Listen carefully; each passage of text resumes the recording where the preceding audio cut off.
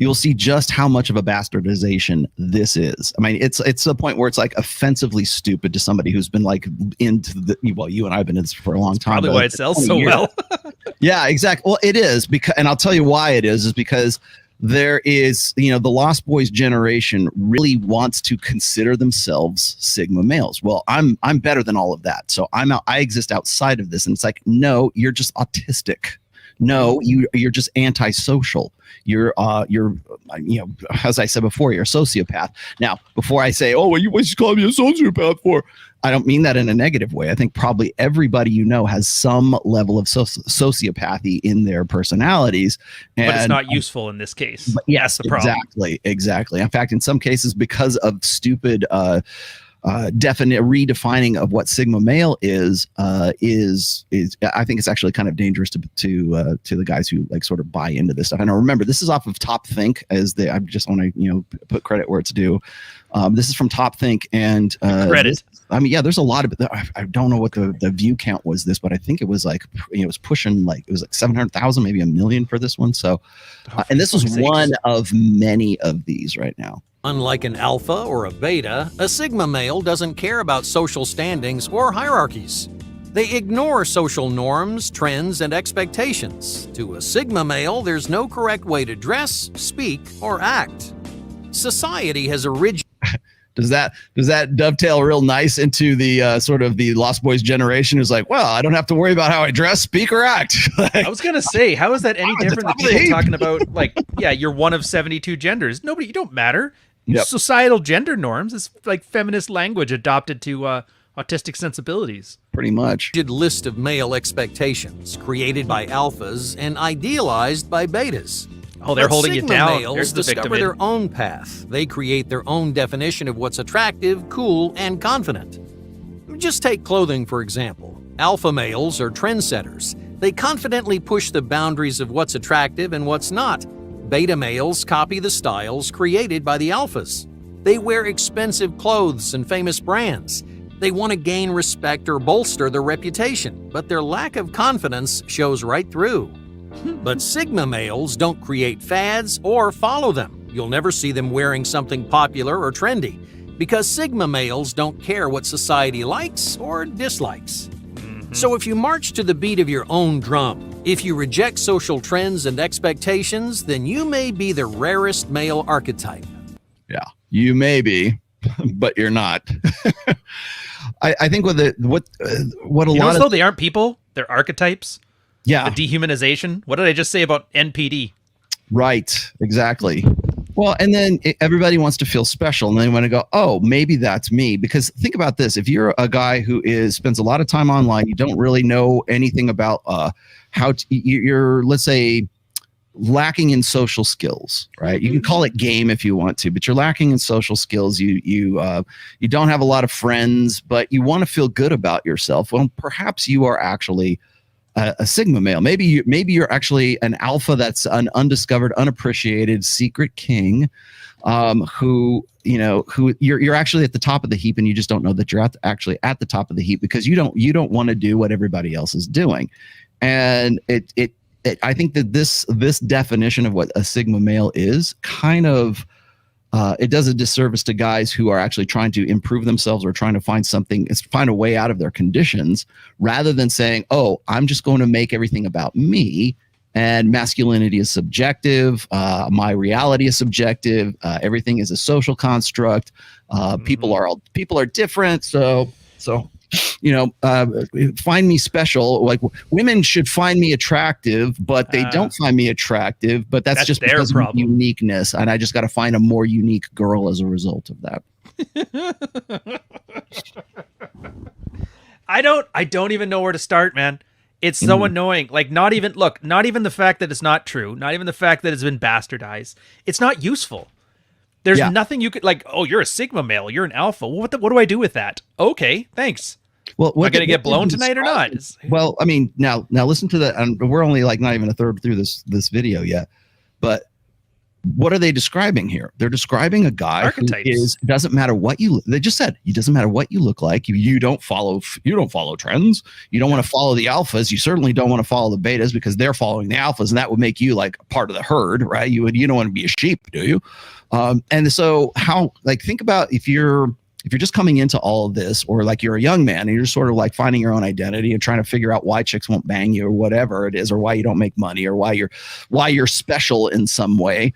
Maybe you're one of the most unique archetypes of men. You know, you're the rare, I don't know, multi-classed bard / fighter / magic user. Maybe that's you. You know, and it's this want to belong to a particular category, and that, especially when that category kind of aligns with what you already think your personality is. And I forget the name of it, but there's a reason why, what is it, MBTI, like Myers-Briggs, is kind of bullshit, is because it appeals, and nobody's ever an asshole, right? Everybody's special in their own like little lineup of 4 little letters kind of thing. And there's actually an appeal for it. Like, it's also the same thing for why astrology is kind of lame, is because it always covers the bases. Yeah, it covers the bases, and I can't remember. I'll figure. I'll remember it like probably after this stream.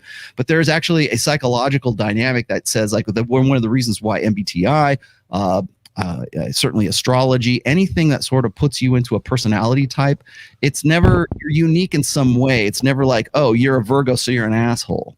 You know, it's uniquely positive. That's different than everybody else, and just vague enough that it casts a wide net of everything you do. Yeah, that is me. That's what's going on here with the Sigma male thing, is like, yeah, that is me.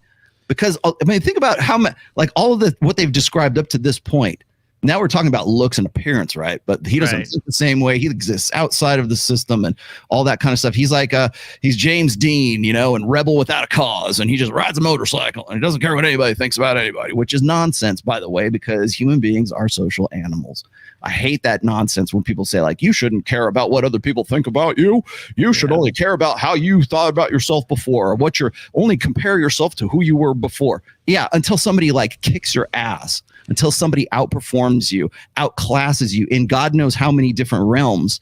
You will always compare yourself to other people, and you should compare yourself to. Well, that's what I was going to say. You know, these same guys are complaining about there's no rites of passage, masculinity isn't valued anymore, and shit like that. Meanwhile, the only 2 objective measures of a man that still exist, sex and violence, and they're like, now let's just hand wave this away. Well, I'm not a violent person. I'm not sexually good. I'm a Sigma. And you're like, dude, fighting somebody, you know if you're tougher than them by the end of it. Having sex, that, like, the girl has to, like, want to sleep with you. There's no fungibility about that. You can't call yourself God's gift when nobody touches you. And I'm just so annoyed that at the same time you're getting those 2 trains of thought that complement each other, and people ignore both of them for these stupid narcissistic fantasies. Yeah. And it's like, you've been, like I said, 20 years you've been saying this stuff. People still aren't getting it. And the new guys still fall for the same dumb shit. And it's almost like guys were meant to fail. Most guys were meant to be fodder for another French conquest of, like, the Islamic provinces, yes, you know? Yes. You're a bullet catcher is what you are. Yeah. Yeah. I like this too. I was going to get to this anyways later on, but I might as well do it now. I'm glad someone finally said it. The Sigma male is just a beta pretending to be an alpha. And I think that's true, but I think it's also a little bit more than just that, because it goes back to, you know, classification and a want to feel unique. It's kind of like remember in The Incredibles when Syndrome was like, you know, everybody's going to have superpowers and then everybody will be special. And then when everybody's special, no one will be. And that's essentially where this is going, because when you look at the guys who really want to sort of lock on to this Sigma male thing, again, the description, and people will like, here we have like Top Think feeding into this because it gets eyes on the screen. And by the way, it was 2.2 million views of this particular one. And I think it's kind of dangerous, because what it is it's reinforcing the idea that everything is subjective. So rather than, like, you probably heard me talk about this before. It's like when women want to sort of win the game, they change the nature of the game. And so it's like the WNBA, right? They were going to lower the height of the baskets so the ladies could dunk from, I don't know, what is it, 12 feet down to 10 feet or something like that? I forget what the height is. Stupid women can't dunk. Well, because it was so boring and nobody came to the games and probably still doesn't go to the games. And they, for a long time, I don't think they actually did it, but like there was talk that they were going to lower the baskets in the WNBA back when it first started because none of the girls could get up. It was like life below the rim, you know? And so there was nothing that was exciting about the game. And they thought that was the reason why nobody was coming. Actually, it was because it was really kind of boring sport. But they wanted to change the nature of the game by lowering the basket. So it's no longer basketball when you don't have it at the standard height that it's always been for God knows how long. It's the same thing here. So rather than saying you're not necessarily you're not actually a loser, you're just a Sigma male and nobody knows it yet and nobody appreciates you yet. You're actually a winner because you don't do all these things, or you're unique and you can't, you're outside of this game. You're above the game. You're above all of this, and you don't need to involve yourself, and you shouldn't have low self-esteem because of this, because you're actually a winner. It's the game that's screwed up and not you. And there was just the world's the fault, not you. You're great. Mm-hmm. We put Vaseline on your butt and spank you and put you to bed, sir. I'm going to paraphrase this, but like I actually cut out this quote from Forbes, and in that it was saying something to the effect like they were complaining about how women could not reproduce or they couldn't pursue their professional interests, and how Mother Nature designed a faulty system because Mother Nature doesn't have women's best interests in mind. So literally what it's saying is we need to change the fundamental nature of reality. Hey, I wonder which group of people right now that's like the villains of the manosphere keep talking about changing reality because it's problematic. Can't remember their names. Does anybody remember? They remember it's like it rhymes with broke, and it's the shit you guys rant on every time they put on them pink hats and get mad at Trump. Yep. Do I have it here? Yeah. Okay. Here it is. In fact, I'll just read it to you. I've got it on my Instagram. It's Forbes Health. It says the truth is a woman's biological clock doesn't slow down because she may justifiably, and they put that in, scare quotes, not be ready to start her family due to career, financial concerns, or waiting for the right partner. That's really the money shot right there. And this isn't a woman's fault. Instead, Mother Nature designed a faulty system that hasn't evolved with our society. No, it didn't. Because it didn't get the memo. That you are part of that machine, like it or not. It's reality. Reality doesn't cater to you, but the fact that is ending up in like something like Forbes is it's the height of peak solipsism right there, first and foremost. But like they don't even they don't even see the flaw in even typing that out in something like Forbes. Now, what that says to me is that in this particular system, which is gynocentrism, that's when people say, well, the world should change for us. It should change. We're above and beyond all of that, and it's ego a faulty system, and it should change for us, or else we need to change the fundamental nature of the game. The ego behind that statement. It is just mind-boggling. Genghis Khan didn't even have the balls to say shit like that. Exactly. Like the world, the entire nature of reality of the universe should change because it doesn't. It's inconvenient for me. Actually, here one thing, roll a two in your chat. These guys are like and I'm talking like alpha and beta. They're not archetypes. Sigma's not. Alpha is anything that elicits a sexual attraction thing. It makes a girl wet, right? Being tall, whatever. Beta is all the comfort stuff, the stuff that keeps her around.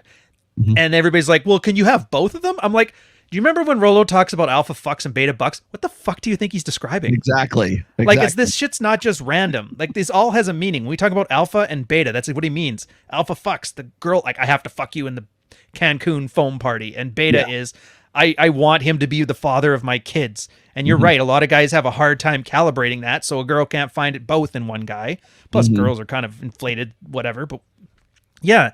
And all this Sigma is somebody in there that's like, no. I don't want any of this shit. I want my own. I'm going to take my ball and go home. Yes, I'm above it.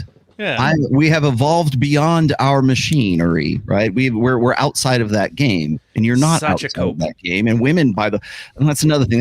One of the reasons you can't fire me. I quit. Exactly.